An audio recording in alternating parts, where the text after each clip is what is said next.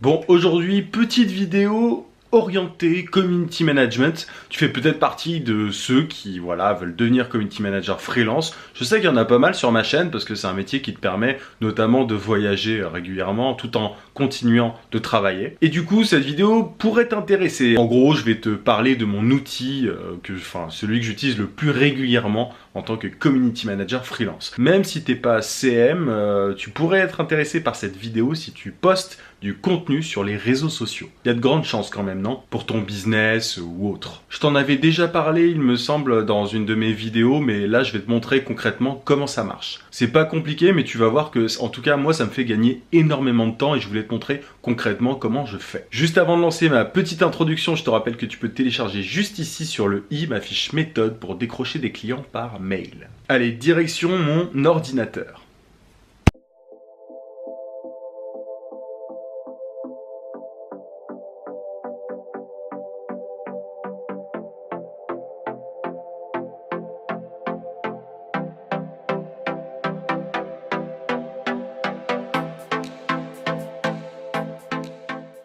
Alors ça y est, normalement t'es dans mon ordinateur. Tu vas trouver ça scandaleux que je fasse des vidéos sur mon lit à chaque fois.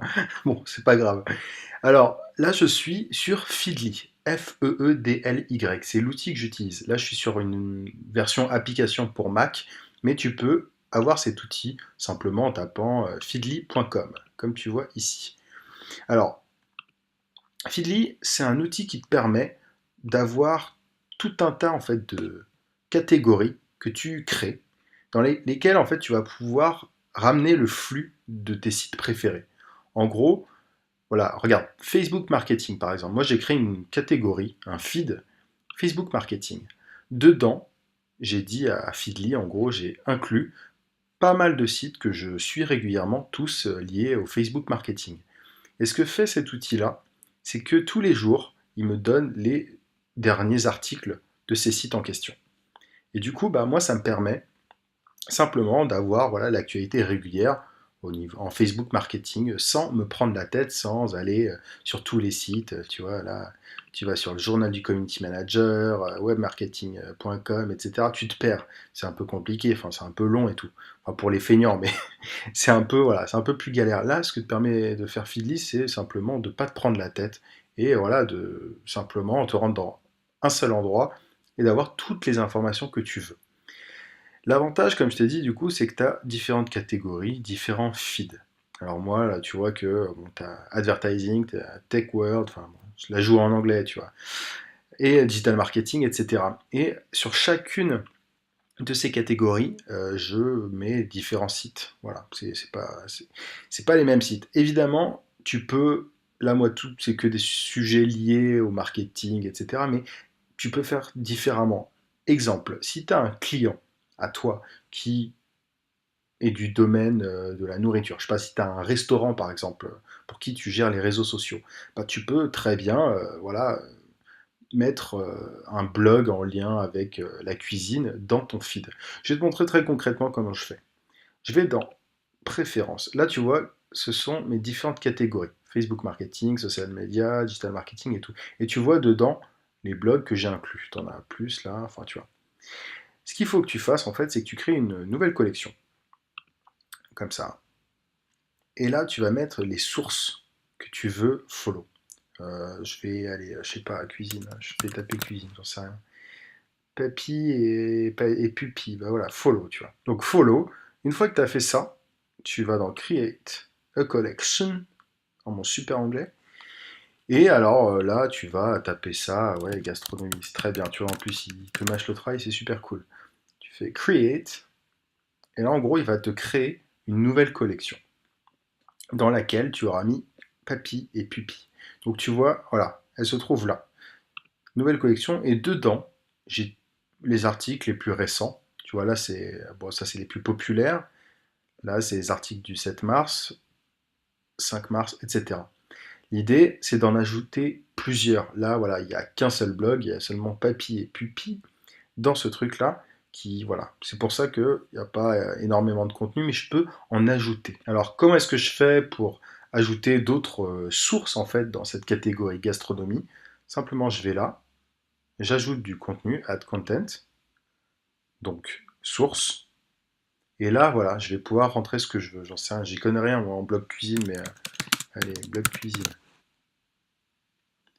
Tu vois, voilà, il te met toute une liste. En général, tu as des trucs très connus, hein. Là, c'est un exemple concret, mais tu vois, tu as Le Monde, tu as vraiment ce que tu veux. Allez, on va mettre Le Monde dans la catégorie cuisine pour que tu vois. Juste, tu fais follow.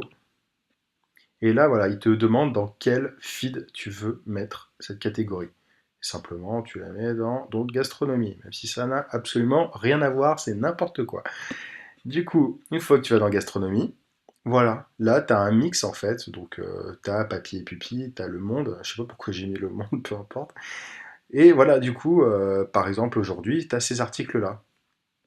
Donc fallait évidemment mettre des trucs en rapport avec la gastronomie, mais du coup tu vois ça un petit peu au jour le jour. Donc voilà, si par exemple, je vais te prendre un cas un peu plus propre que cette catégorie, un peu n'importe quoi, mais là voilà, par exemple, si moi voilà, j'ai besoin d'actualité sur le monde de la pub, là je les ai mis en anglais, hein, il y a beaucoup de blogs anglais, mais tu as vu que tu pouvais aussi mettre des trucs en français.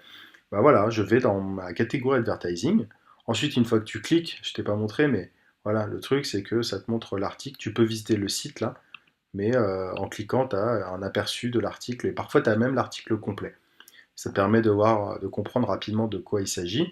Ensuite, si ça t'intéresse, tu peux simplement visiter le site. Tu as aussi tout un tas d'options en haut. Tu peux notamment copier le lien pour le partager ensuite sur les réseaux sociaux. C'est ça l'idée, hein. Cet outil-là, il te permet vraiment de faire de la curation de contenu, du partage de contenu pertinent pour ton audience, qui est intéressée par la cuisine ou autre, ou par la publicité, la technologie, etc.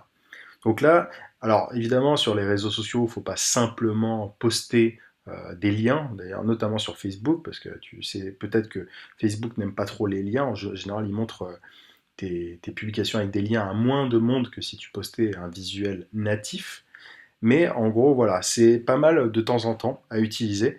Et tu vois que tu passes pas des heures à chercher des trucs, des informations pertinentes ou des blogs, des articles pertinents pour ton audience. Voilà, tu as simplement tes catégories. Tu peux faire une catégorie, par exemple, par client. Et voilà, quoi, tu le fais chaque matin ou le soir, quand tu veux. Quand tu vas, par exemple, programmer tes posts euh, pour le lendemain ou pour la journée, ben, tu vas rapidement dans ta catégorie. Tu regardes s'il y a quelque chose qui peut intéresser ton audience. Et voilà, tu te rends dessus, copies le lien et tu vas le partager à ton audience. Voilà, en tout cas, moi, c'est un outil que j'utilise vraiment très très régulièrement. Et c'est vraiment super parce qu'une fois que tu connais déjà les blogs, t'as pas besoin d'aller te perdre dans, tu vois, tout est là, t'as vu tous mes trucs, j'ai plein de dossiers un peu n'importe comment sur Google Chrome, c'est un peu le bordel, et du coup, tu t'y retrouves plus vraiment. En plus, voilà, il y a aussi des sites comme ça. Alors, j'ai rien contre web marketing et com, mais c'est vrai que bon, c'est pas toujours très très bien fait. Enfin, pour trouver directement en tout cas l'information que tu veux, c'est pas toujours évident. Là, tu as des articles, mais tu sais pas quel est le plus récent. C'est quand même important d'avoir des articles récents à partager à ton audience et pas simplement voilà, des trucs enfin, qui datent, quoi. Il faut que ce soit des trucs à jour.